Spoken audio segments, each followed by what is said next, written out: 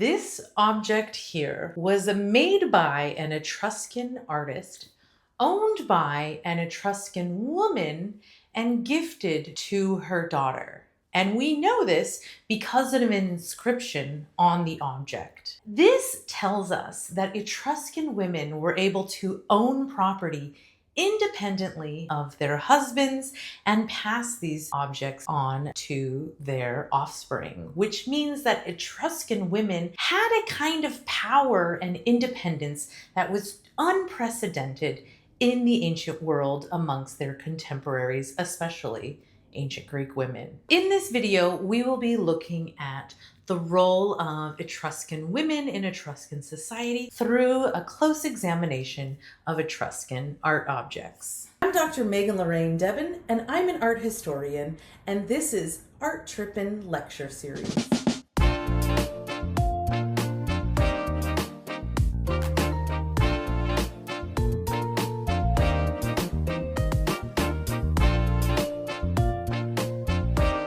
Hi, I'm Dr. Megan Lorraine Debin, and this is Art Trippin.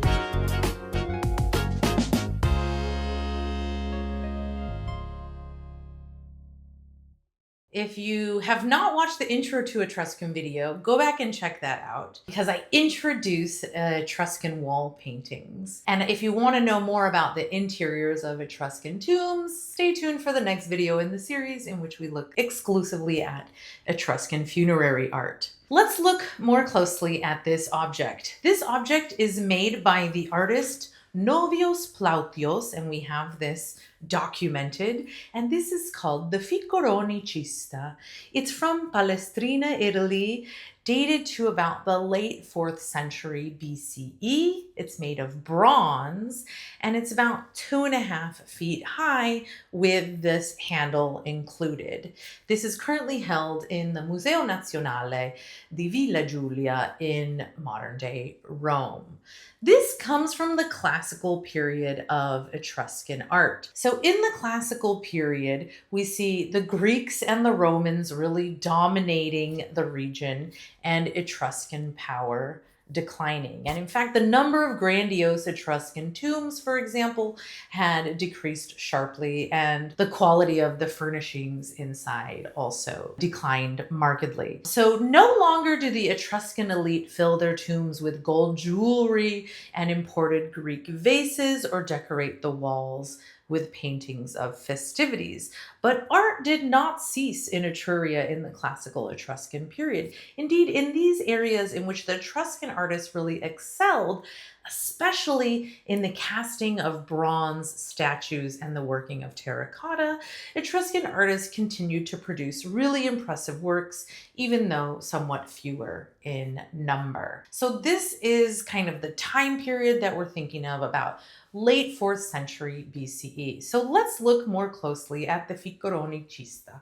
First of all, what is a cista? Cistae were cylindrical containers, this is about 1 foot tall, that were used for a woman's toiletry articles. They were usually made of sheet bronze, and then there is a bronze cast handle that has been attached, and the feet have also been cast. And then the body of the cista is engraved with mythological imagery. So what kinds of objects could be found in an Etruscan woman's toiletry case? Combs. This is a brush because I couldn't find my comb. Mirrors. And perfume bottles. Of course, this is not what those objects look like, but ancient women from Etruria to Greece to ancient Egypt practiced grooming and owned toiletry objects like this. In fact, you can go to the Getty Villa in Malibu or any museum that has a collection of ancient art, and you can almost always find something like an Egyptian comb, an Egyptian bobby pin, or an ancient Roman perfume vial. Etruscan women also wore beautiful jewelry, and you can see some of that jewelry in any great collection of classical or Etruscan art. And I swear I don't work for the Getty. I'm not paid by the Getty, but the Getty Villa in Malibu has some really beautiful Etruscan jewelry, from necklaces to earrings to rings and so much more. The Etruscans are really known for their fabulous metalworks. Let's go back to our cista here. This is an object that's made to hold toiletry items, and there is an inscription on the handle that states that Novios Plautios was the artist who created this, and that the local noblewoman Dindia Macolnia gave this cista to her daughter. What we see depicted on this cista is basically a scene from the ancient Greek story of the expedition of the Argonauts, and it's likely an adaptation of some kind of lost Greek artwork.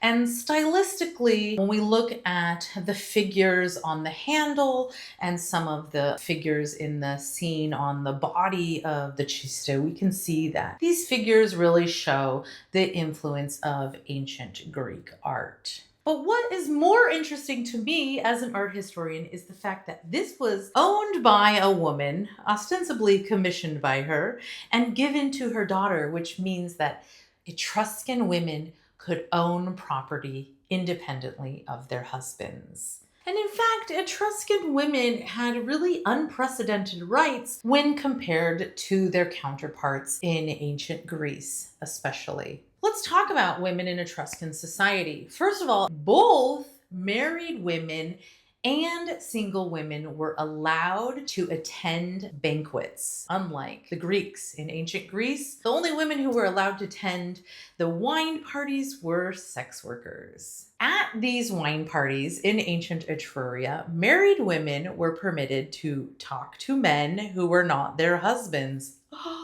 Scandalous, I know. In fact, Etruscan women were also allowed to attend sporting events and even to play sports. Etruscan women were allowed to learn to read, and in fact, we have some objects from the funerary art that are very specific to women and that show the high status of women. Women, when they eventually married, were able to keep their family name, and they gave their name along with the name of their husband to their children.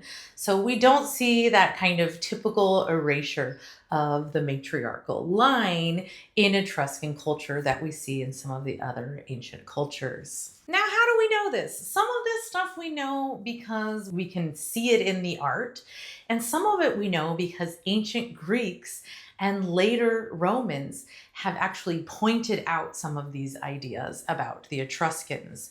So here's one example. Please pardon my Greek. Theopompus of Chios, a Greek historian who lived in the 4th century BCE, wrote about the Etruscans, and he wrote specifically about his idea and his perception of Etruscan morality. Etruscan women take particular care of their bodies and exercise often, sometimes along with the men and sometimes by themselves. It is not a disgrace for them to be seen naked. They do not share their couches with their husbands, but with the other men who happen to be present, and they propose toasts to anyone they choose. They are expert drinkers and very attractive. It sounds like Theopompus of Chios had a little thing for the Etruscan women. But he was, like other Greek chroniclers, shocked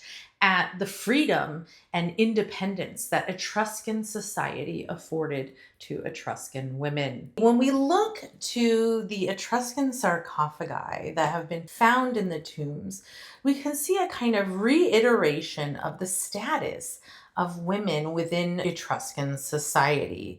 So here we're looking at the sarcophagus with the reclining couple from the Cerveteri cemetery in Italy. This is painted terracotta. Now, when we look at these sarcophagi, and there are many, this is not the only one, we see a representation of banqueting. So we see the same imagery that's depicted on the walls of the Etruscan tombs with a feeling of celebration, joyfulness, and general enjoyment.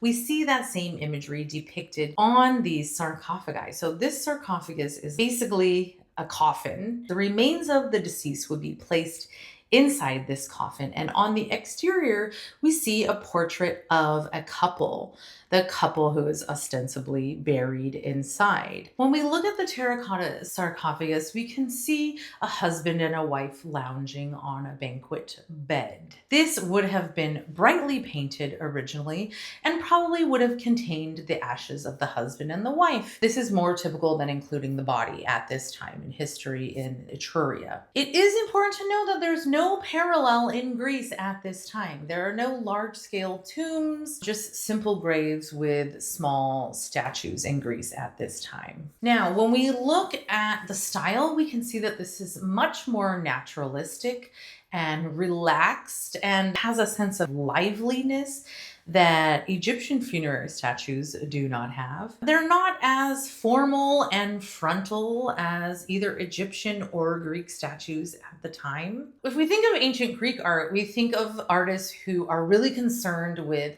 the correct representation of anatomy, really detailed treatment of the full human form. In contrast, here in Etruscan funerary art, we can really see that there's more interest in depicting this couple happily lounging together. There is a sense of ease in their poses, and there is some sweetness to how the man has his arm on her shoulder. If you look really closely at a side view, you can see that they both have smiles on their faces, and they are depicted together and somewhat equals, sort of on the same plane, and they're both depicted of some deal of importance. If we look to the walls of Etruscan tombs, we can see depictions of men and women enjoying these feasts together. They are lying on these kind of beds. It's kind of like a day bed, a long horizontal wooden structure that would have mattresses and blankets or fabrics laid on top. And we can see men and women talking, drinking wine, eating, listening to music, and dancing. When we look both at the sarcophagi and the wall paintings, we can see in general that women are relatively depicted as equals. And we know from Greek chroniclers that women in ancient Etruria had unprecedented rights in the ancient world. So what do you think? Have you heard of the Etruscans, and did you know that women had so much power in ancient Etruria? Let me know in the comments what you want to know more about, and as always, like, follow, and subscribe to Arttrippin here on YouTube. Stay tuned for more. I'm Dr. Megan Lorraine Debin, and this has been Arttrippin, the lecture series.